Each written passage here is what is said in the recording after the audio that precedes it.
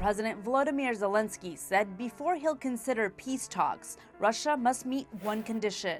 Stop shelling us, stop killing civilians. It wants to continue to brutalize the Ukrainian people, wants to continue to shell their cities and towns. In the last 12 months, Russia has killed tens of thousands of Ukrainian men, women, and children. Uprooted more than 13 million people from their homes, bombed more than 700 hospitals, and yet the spirit of the Ukrainians remains unbroken. If anything, it's stronger than ever. What if Ukraine managed to strike the very heart of Russia's ammunition supply chain, just 20 miles outside Moscow? Tonight, we're taking you inside the daring assault on the Kleovsk Plant, a $3.1 billion facility that Russia believed could never be touched. Heavily defended by S-400 batteries, guard posts, and layered security, it was supposed to be an untouchable fortress. So how did Ukrainian drones, robots, and ground units manage to crack it wide open? And what chain reaction did that single operation unleash across Russia's entire war effort?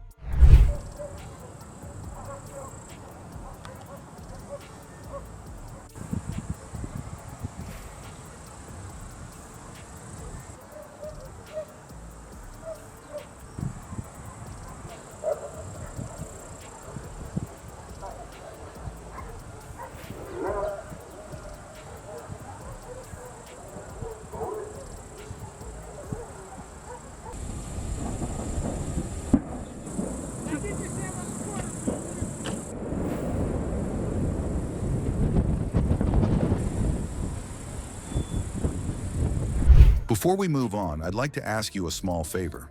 If you appreciate this content, please take a second to like this video and subscribe to the channel. Over 98% of you watch the videos without subscribing. It costs you nothing, but it makes a huge difference to us. So did you click the subscribe button? Great, thank you so much. Now back to the video. How could Ukraine even attempt to touch a site Russia designed to be untouchable? The Kleovsk Ammunition Plant wasn't a warehouse hidden in the countryside or a camouflage bunker carved into a hillside. It was a fortress, a sprawl of hardened structures lit by high-tower searchlights, lined with fences pulsing with sensors, and backed by batteries of S-400 air defense systems that ringed the region like iron walls in the sky. Moscow poured more than $3 billion into this site because it was meant to be the unbreakable heart of their supply chain, a guarantee that shells and rockets would flow to the front without interruption. Ukraine and Russia are exchanging fire on multiple fronts. Bridges are being destroyed, cities are burning, and oil depots are under attack. All right, in other news, Russia has conducted fresh strikes on Ukraine's Zaporizhia region.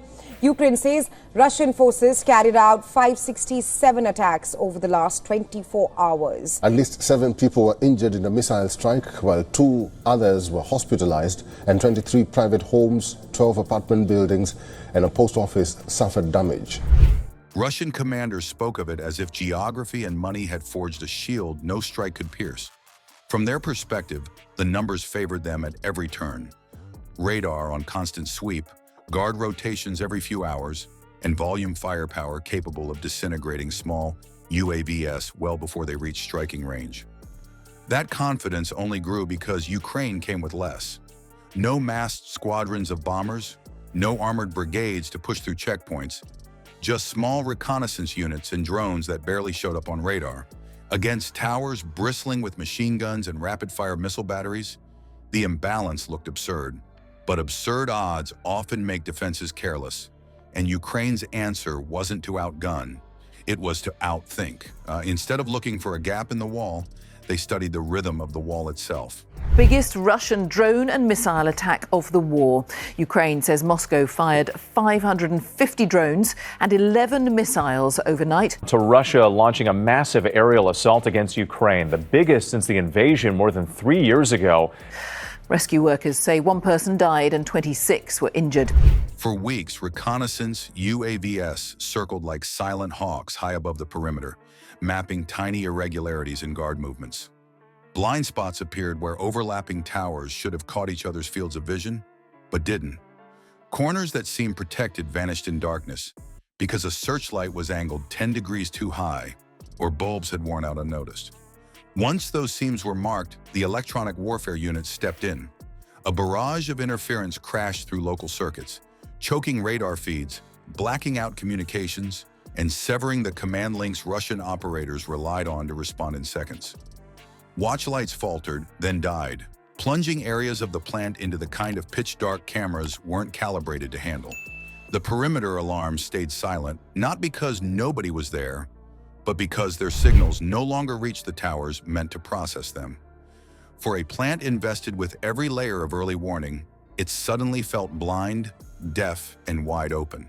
That is when Ukraine sent in something far smaller than soldiers or aircraft. Crawler robots, no bigger than a child, but weighing enough to carry explosives, wormed into the dirt under fences. They threaded unnoticed across cables, their quiet servos pulling them toward the tracks that fed freight cars into the plant. There they planted mines, not haphazardly, but with careful timing designed to destroy both steel rails and the first response convoys that might rush ammunition out to safety. Each mine laid was a risk. If one bot caught a camera beam or stalled before reaching cover, the Russians would not only trace its operators, but expose the entire infiltration. The risk didn't stop at robots. Jammer vehicles positioned closer to the line were just as vulnerable. If Russian sensors triangulated their frequencies for a minute too long, counter-battery artillery could have wiped them off the map. Ukrainian commanders knew one error would mean collapse before the operation even began, and yet the silence held. Only at the guard post did contact finally break out. Not loud firefights with grenades and rockets, but precise bursts from suppressed rifles. Timing mattered more than killing speed. Posts had to fall in the same minute, so no radio operator could send distress. Small teams of infantry moved checkpoint to checkpoint, cutting each one before word could spread. By the time the interior garrison realized anything had shifted, the perimeter was already crumbling. This strike was no act of brute force. It was corrosion, applied with patience, stealth, and exact technology to peel back a shield thought unbreakable. Once that outer ring fractured, the real question emerged. Not whether Ukraine could get inside, but if they could hold that advantage long enough when heavier Russian armor surged forward to retake the initiative. The strike on Kleovsk was not just about wreckage or flames. It proved that coordination, timing, and adaptability could cut through steel, walls, and money. A plant once labeled indestructible fell to precision, leaving Russia's most guarded facility exposed in ways commanders never considered possible. If an installation so close to Moscow is vulnerable, then every depot, rail hub, and supply artery faces the same threat. That new reality reshapes strategy on both sides. The Kleovsk operation marked more than a tactical victory. It hinted at a different kind of warfare, where agility and innovation weigh heavier than fortifications.